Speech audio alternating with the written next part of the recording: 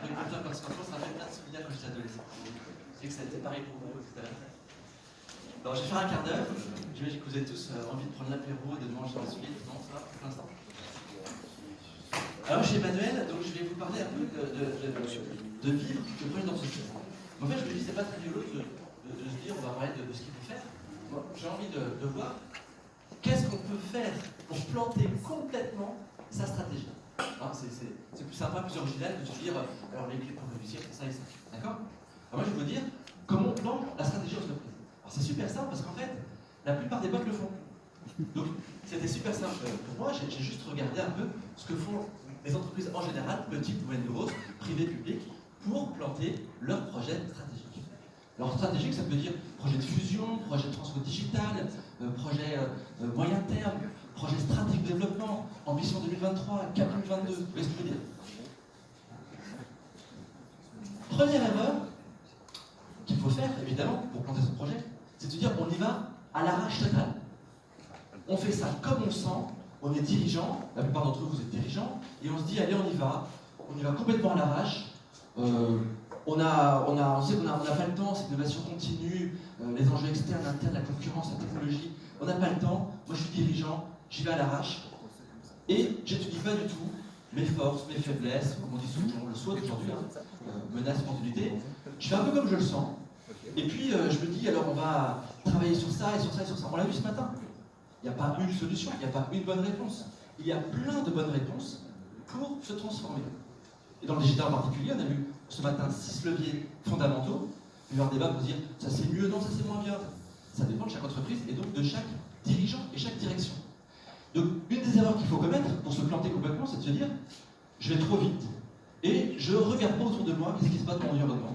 J'y vais comme je le sens et c'est parti. C'est bien noté, se planter comme ça, c'est bien noté, faites ça à l'arrache. Deuxième erreur,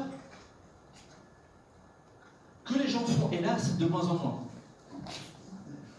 c'est de partir tout seul. Il y a des dirigeants, alors moi j'étais pendant quasiment 10 ans, 12 ans dans des réseaux, la CPME, à la PM, au CJD, etc. Et je vois hélas que les gens s'améliorent sur ça, c'est dommage que ce soit planté, c'est plus facile comme ça. Le dirigeant se dit, moi je décide tout seul. Et j'y vais, mis en tête, je pars tout seul, avec personne.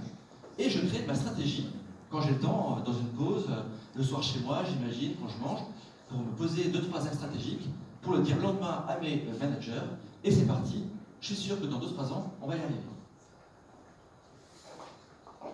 Je ne vous connais pas, mais vous ressentez bien que quand on est dirigeant, on a créé sa boîte, on a mis une énergie folle dans tout ça, on a hyper envie d'y aller.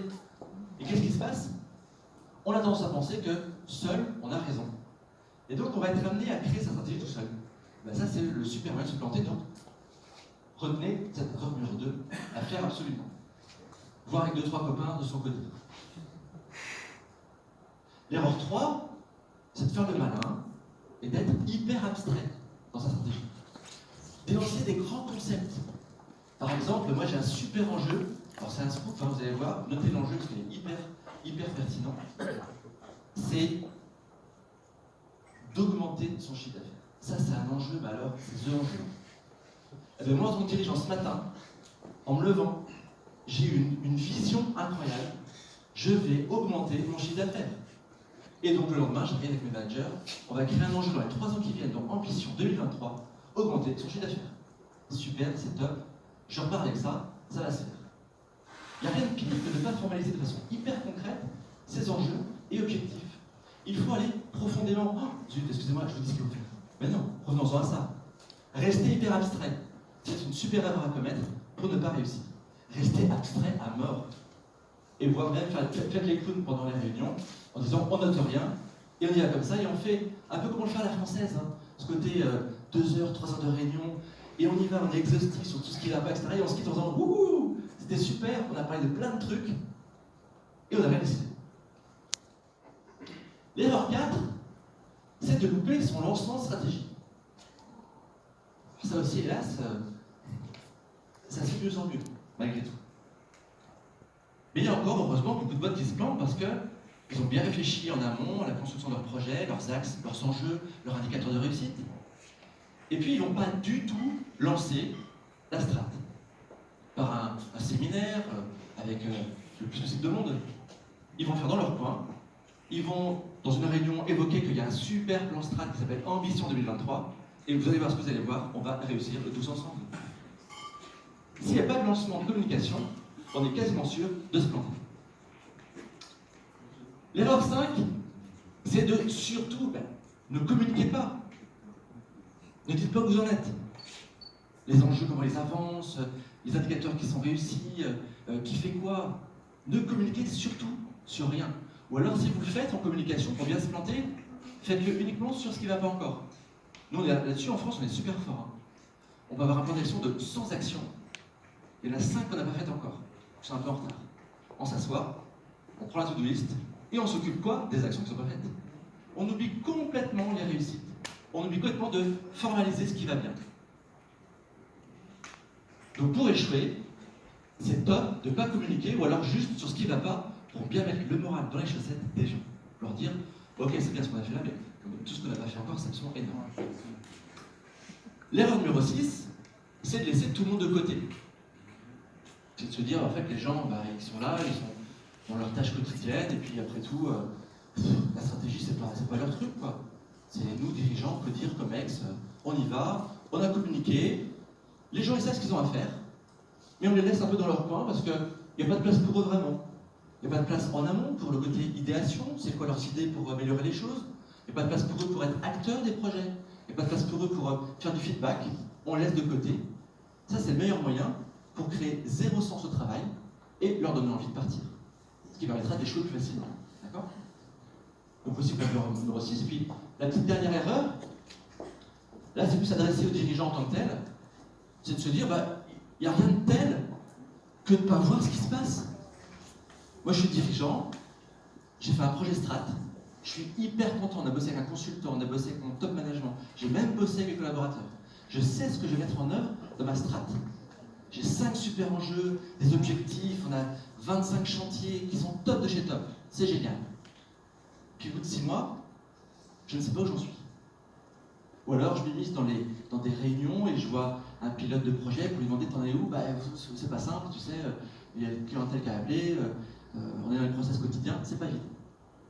Les dirigeants aujourd'hui se plantent sur l'avancée des projets stratégiques parce qu'ils sont aveugles.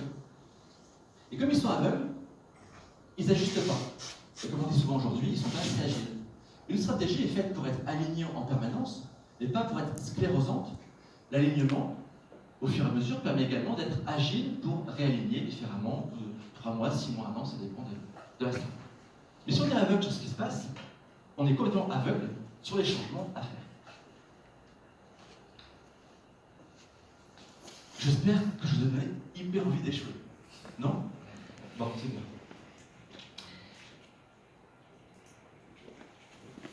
J'aimerais juste revenir, comme il reste, j'imagine, quelques instants avant d'écouter la magnifique musique de Scorpion. Alors, si je dépasse un peu de Scorpion, d'accord, promis. J'aimerais vous dire 3 choses qui sont là de l'ordre plus du positif, pour vous donner 3 petits trucs en tête. J'ai, pendant 10 ans, été dans beaucoup de réseaux économiques avec beaucoup de dirigeants. Et les dirigeants, souvent, ils confondent le fait de convaincre et le fait d'exécuter. On peut se dire, j'ai une super strat, et puis lors du séminaire, d'un kick-off, des réunions, tout le monde, le management, les collaborateurs, ils sont complètement embarqués par le fait que je leur ai expliqué, je suis super charismatique, je suis hyper fort, j'ai une grande vision, je les ai tous convaincus, ça va marcher. Il y a une dichotomie forte entre convaincre les gens et faire exécuter ce qu'on a pu évoquer en stratégie. Et ça, il ne faut pas faire ce mélange. Convaincre n'est pas exécuter. Le second point qui est hyper important, c'est qu'un projet strat, digital, fusion, peu importe, un projet strat, c'est un projet à 1 an, 2 ans, 3 ans, 4 ans, ça dépend. Et souvent, on confond les projets opérationnels, les projets de process, et les projets stratégiques, qui sont des projets plus de moyen terme. Et ça, c'est fondamental, pourquoi?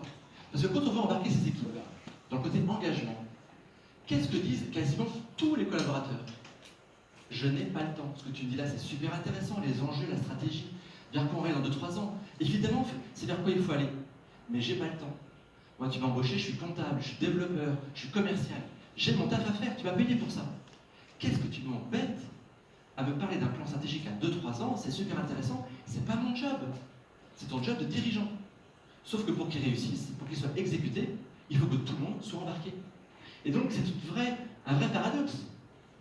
Puisque comme on fait une espèce de mélange des process opérationnels du quotidien avec des process d'amélioration à 2-3 ans, on empêche de faire rentrer dans cette sphère de transformation projective les collaborateurs. Et un troisième élément que j'aimerais vous donner, qui est lié à une expérience extraordinaire que j'ai vécue au Canada pendant 1 an.